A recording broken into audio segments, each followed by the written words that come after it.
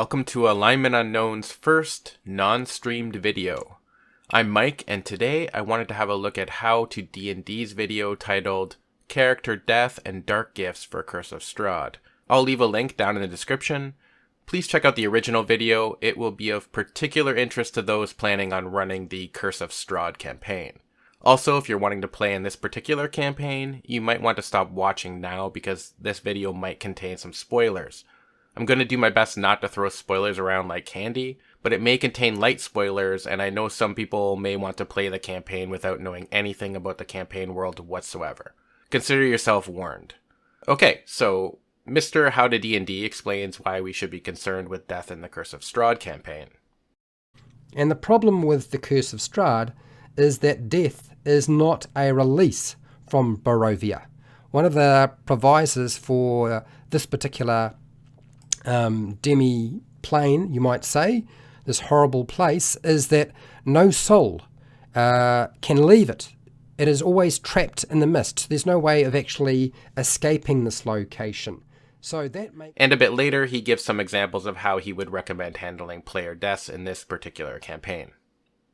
Is this an opportunity to prove to your players that character death is not the worst terror or torture that can undergo their character's development? And this is an opportunity to make the character suffer, and suffer well.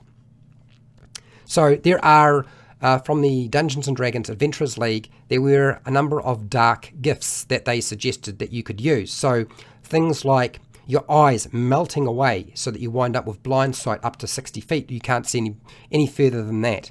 Maybe this occurs when the player's character has some sort of injury to their eyes. Or maybe they drown and they grow gills and now they can breathe underwater when they come back to life. For whatever reason. It's like Strahd does not want them to leave and wants to continue the torture for as long as possible. Or their body is cold to the touch, and that sort of implies that all sorts of horrible things have taken place. They are probably still dead, but they are walking around now. Or you get really, really funky, and at night, when the sun goes down, they turn into a ghost. And maybe they have some control over that. Another dark gift that you could use. Now, he does give more examples later on, but I think that's sufficient for what I need for this video. If you want to use dark gifts in your campaign, and there's absolutely nothing wrong with that, then by all means, please go ahead and do so. However, I'm not a personal fan. The dark gifts he mentions sound, to me, more like boons than a penalty for dying. I could very well imagine players trying to have their characters killed so they can get some of these dark gifts bestowed on them. I also dislike playing in campaigns where there is little to no penalty for dying. I like feeling as though every battle or encounter has the potential to be dangerous or to hold consequences for my character if I mess up. For me, that's part of the thrill. I understand that I might be the outlier here, and I'm not about to tell you how to have fun. But if you're feeling similarly, I'd like to suggest something a bit different. The Curse of Strahd is a horror campaign, and it contains a lot of classic movie monsters such as werewolves, vampires, and zombies. Here's my suggestion. You combine the dark gift ideas with the future possibility of losing control of your character. Essentially, it would be like permanent death, since the players would no longer be able to play his or her character. How I propose you do this would be to choose a monster already in the land of Barovia, or if you're a particularly creative GM with some extra time on your hands, you could create your own monster and plop it into the game world. If a player dies, you have them be resurrected, maybe after a certain amount of time, such as 24 hours, or even within a few minutes, with a sort of dark gift that is related to the monster you've created or chosen. For example, let's say you choose a werewolf. A player dies and they're resurrected, but they quickly notice that maybe they grow hair super fast, or they're just hairier than usual. Or maybe they get terrible urges during the full moon, or their canine teeth are suddenly larger than before, or maybe their eyesight or hearing is altered to be more like a wolf. Something along those lines.